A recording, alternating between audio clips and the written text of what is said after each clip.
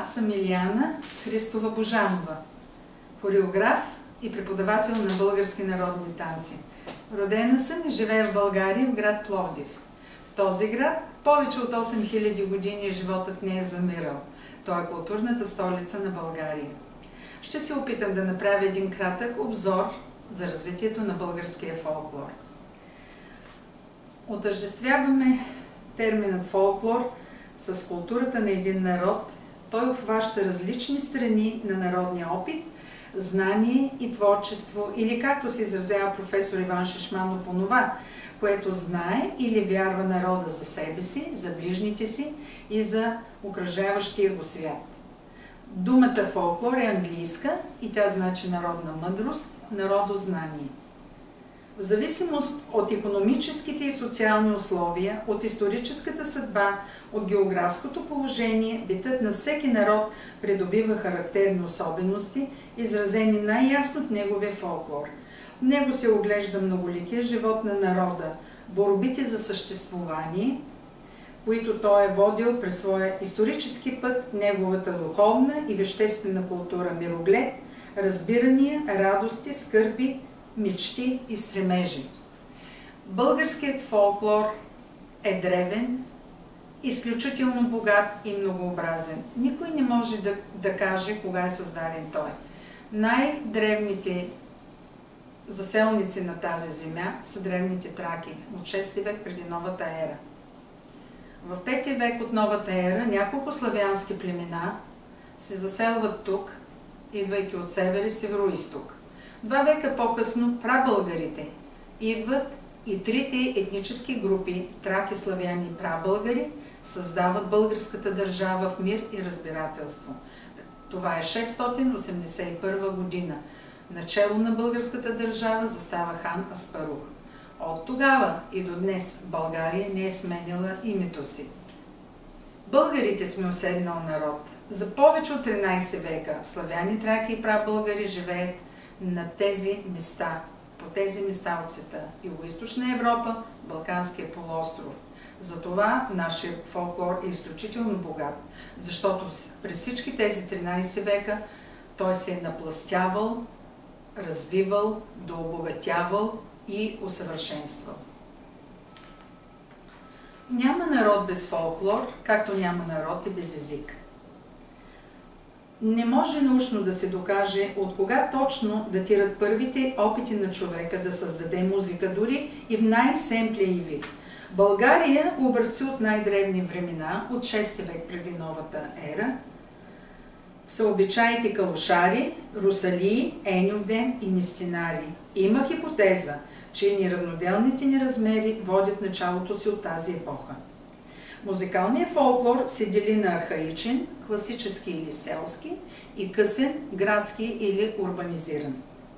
Музиката от първия вид, архаичния, е устна, дописмена и безписмена, анонимна, колективна, приемствена, вариантна, нетеоретична, непрофесионална, канонична, не е уникална. Архаичният фолклор е магия.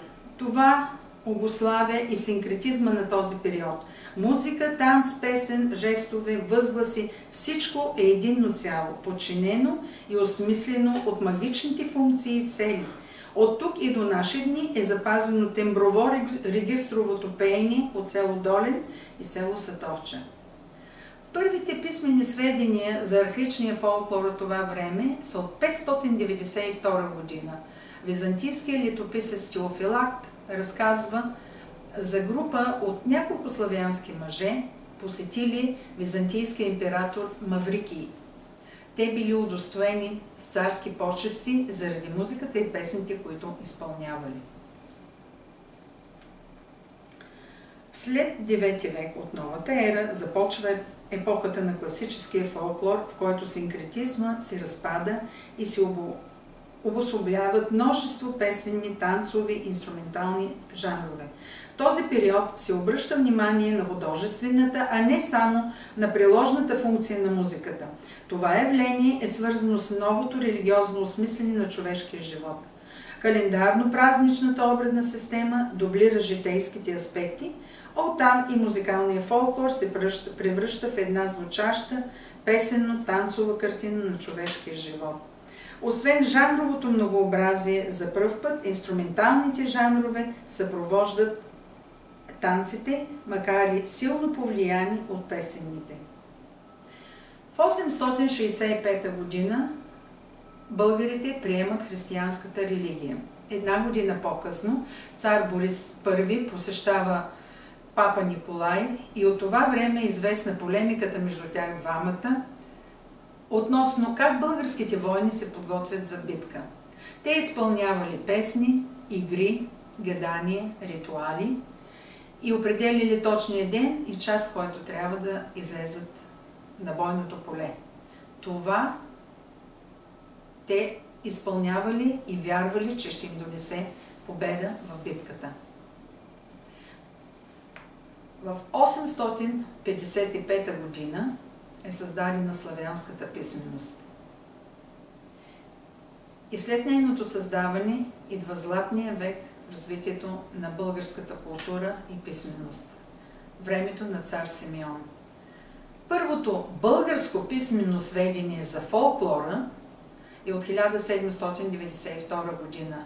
Монах Спиридон разказва как българите празнуват бъдни вечери, Василиев ден. Описва някои от песните и от обичаите. За този период е много характерно отношението на християнската църква към фолклора. Християнската църква отрича фолклора. Определя песните и игрите като бесовски и дяволски. Защо? Защото фолклор е бил част от живота на народа, делник и празник. Те са живеели с песните и хората и с обичаите си.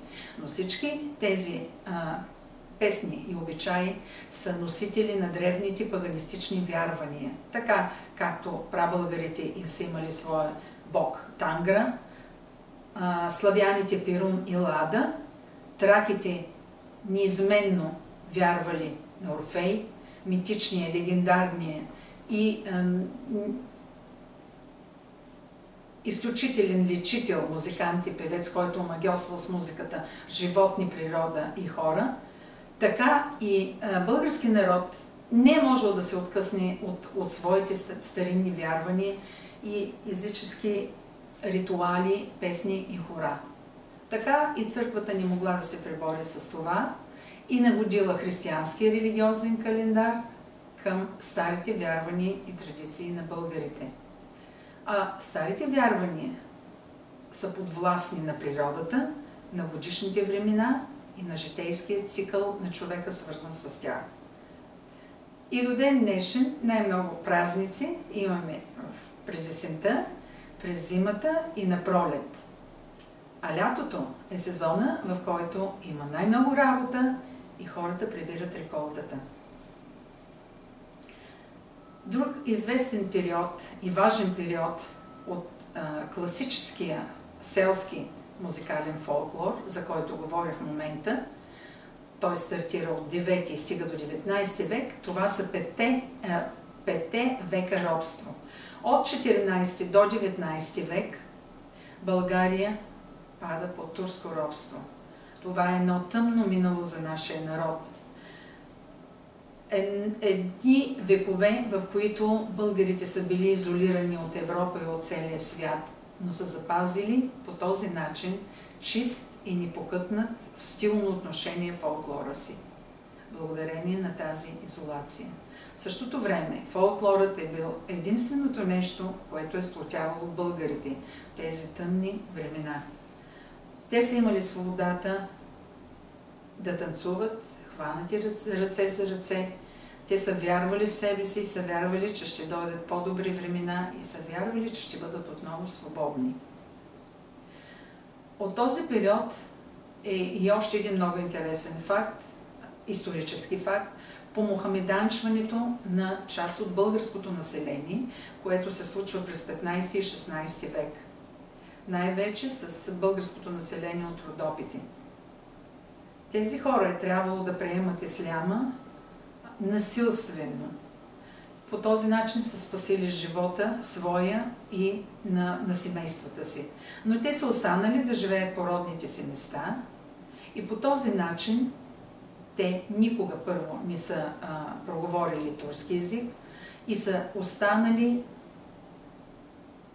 по родните места, там където са живели и преди, но изолирани от християни българи и от мюсюлмани турци. И до ден днешен нашите учени смятат, че българо-мухамеданският фолклор е един от най-древните в тази страна, защото векове наред той се е съхранявал по начин, по който те са изпълнявали всички тези обреди, песни и танци преди да приемат исляма. Много показателен и интересен пример за това са българите мухамедани от Тетевенско и Ловченско, които са облечени в мюсюлмански костюми. В същото време хората и песните им са абсолютно същите като на всички съседни християнски села. Волно, широко, жизнено, със същия неустоим темперамент. От този период на класическия селски фолклор и един друг интересен факт – създаването на първото българско читалище 1856 година в град Свищов. Преди да се създаде това първо българско читалище и да поведе плеядата от над 3000 читалища из цялата страна до ден днешен, искам да вметна и имената на възрожденци, които са свързали творчеството и живота с българския фолклор. Това са Васил Априлов, Найден Геров, Петко Славейков, Любен Каравелов, Георги Сава Раковски и Иван Богоров, които са събирали и описвали текстовете на много народни песни, а творчеството на някои от тях е силно повлияно от българския фолклор.